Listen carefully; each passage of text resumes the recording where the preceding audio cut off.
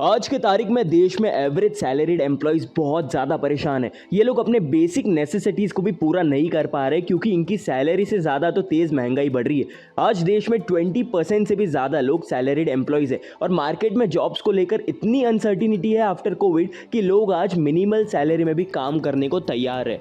और सिर्फ salaried employees ही नहीं, भारत के अनऑर्गेनाइज सेक्टर जैसे कि स्ट्रीट फूड सेल करने वाले, कॉबलर्स एक्सेट्रा, जो देश के ऑलमोस्ट 43% जॉब्स में आते हैं, उनकी भी हालत आज ख़राब है क्योंकि उनकी भी बेसिक नीड्स पूरी नहीं हो पा रही है।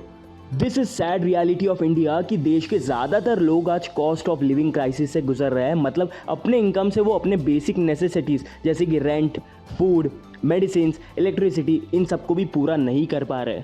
ये सुन के मन में कई सवाल आते हैं, जैसे आखिर आज देश के लोग इस क्राइसिस में आए तो आए कैसे? आखिर कौन जिम्मेदार है इस कॉस्ट ऑफ लिविंग क्राइसिस के लिए? हमारी सरकार क्या काम कर रही है ताकि इस सिचुएशन से देश के लोगों को बाहर निकाला जा सके? और आज देश का आम आदमी खुद कैसे इस क्राइसिस से बाहर आ सकता है? आइए जानेंगे इन सवालों के जवाब आज इस वीडियो में। स्वागत है आपका हमारे चैनल फेव नॉलेज में।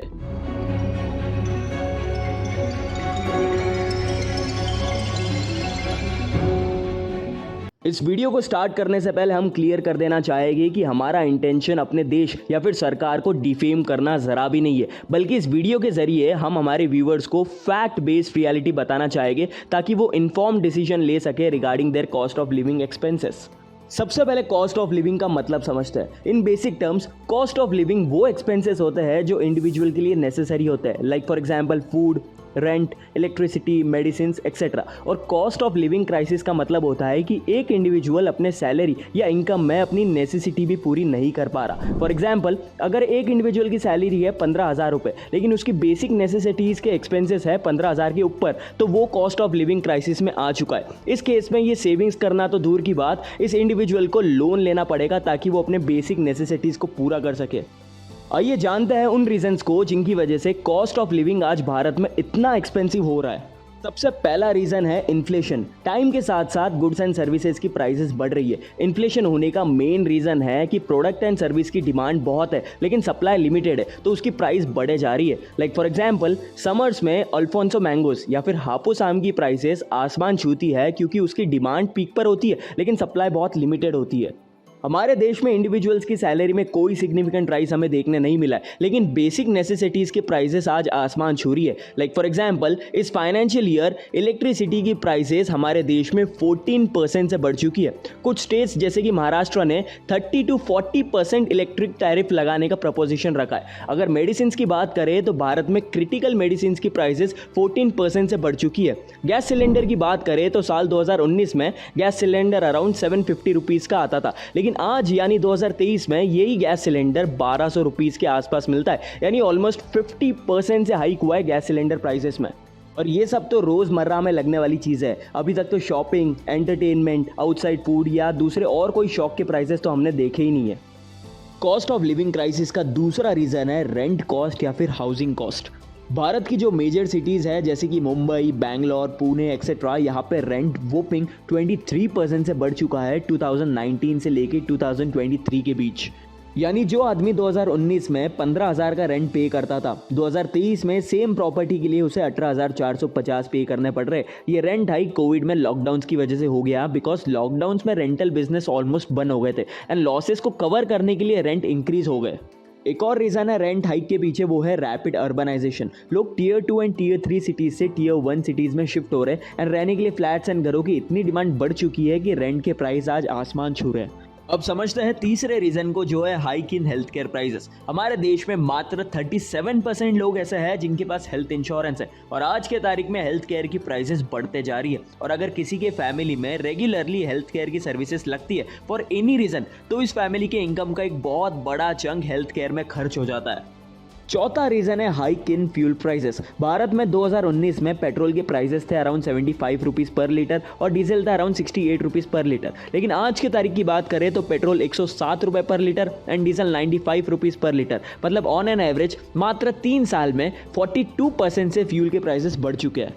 और ये फ्यूल के प्राइस राइज देश के हर इंडिविजुअल को अफेक्ट कर रहे हैं, क्योंकि अगर फ्यूल के प्राइसेस बढ़ेंगे तो ट्रांसपोर्टेशन कॉस्ट भी बढ़ेगा और ट्रांसपोर्टेशन कॉस्ट बढ़ेगा तो जो वेजिटेबल्स, फ्रूट्स, मेडिसिन और बाकी गुड्स जो ट्रांसपोर्ट के थ्रू हमारे तक पहुंचते हैं उनकी भी प्राइसेस बढ़ेगी।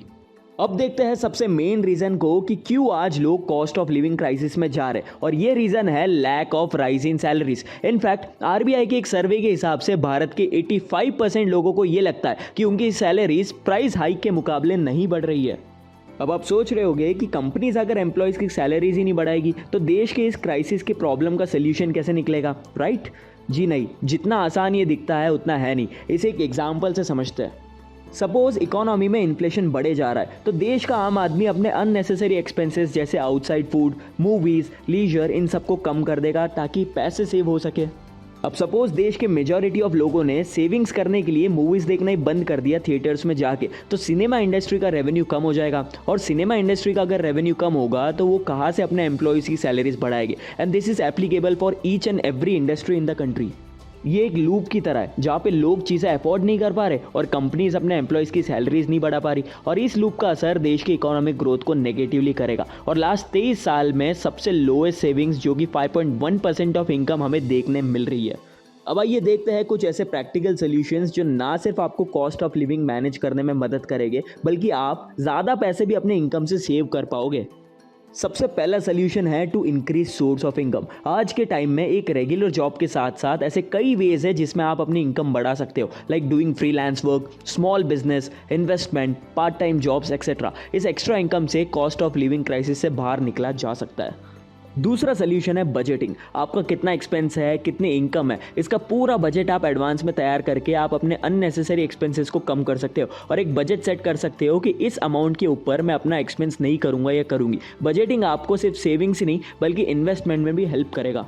तीसरा सोल्यूशन है टू बिकम डेट फ्री। आज के तारीख में आम आदमी को अपने एक्सपेंसेस करने के लिए लोन लेना पड़ रहा है और लोन का इंटरेस्ट भी आजकल बहुत है, और बाय एनी चांस अगर एक इंडिविजुअल एक लोन नहीं चुका पा रहा तो वो उस लोन को चुकाने के लिए एक और नया लोन ले लेगा और लोन के इस विशियस साइकिल में फंस जाएगा। हमें ये कोशिश करनी चाहिए कि जल्द से जल्द अपने लोन्स को पे ऑफ करें ताकि अननेसेसरी इंटरेस्ट कॉस्ट हमारे कंधों पर ना रहे।